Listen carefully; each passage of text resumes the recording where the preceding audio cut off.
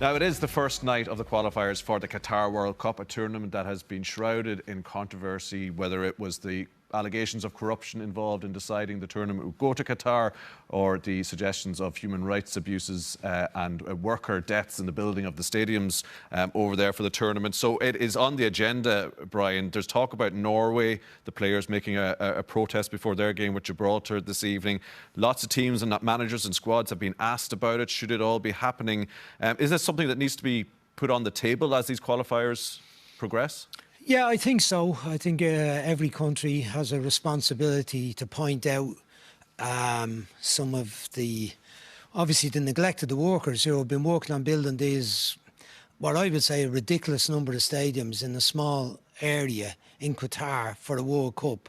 I mean, what use are these stadiums going to be? I know they're probably going to come up with some story about how they're going to be used for something else after, but they're not going to be used for football. There's no football industry in Qatar is going to need the number of stadiums that they're building in a very, very tight space.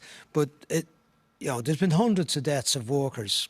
6,500, according to the report in The Guardian. Well, if that's the figure, that's an extraordinary figure of workers. In infrastructure since the tournament was awarded, not all directly in the stadium. Yeah, but horrendous numbers, and obviously the working conditions are extraordinarily poor. The living conditions for them are dreadful. And this has been going on for years. But, FIFA, first of all, have to take responsibility for awarding the tournament. We've seen the various reports about how that was gone about, and the deals, and the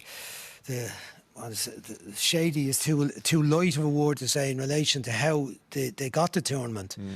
It's near time that the countries, but FIFA,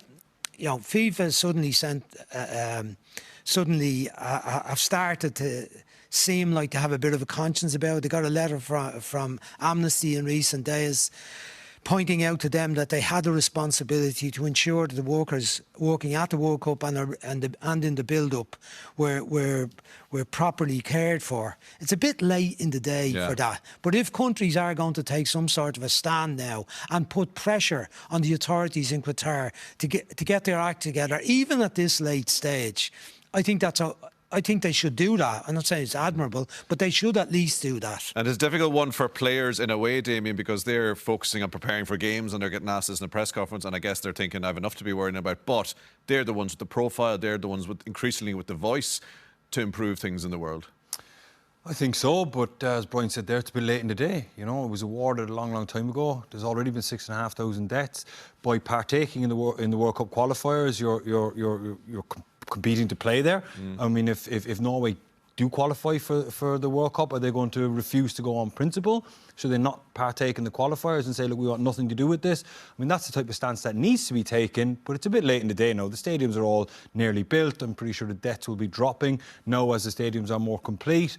A bit late in the day for me, to be honest with you. Expected to stay on the agenda over the next year and a half or so. November, December 2022 is when the tournament is taking place, so even that is a little bit different and a little bit different to what we're used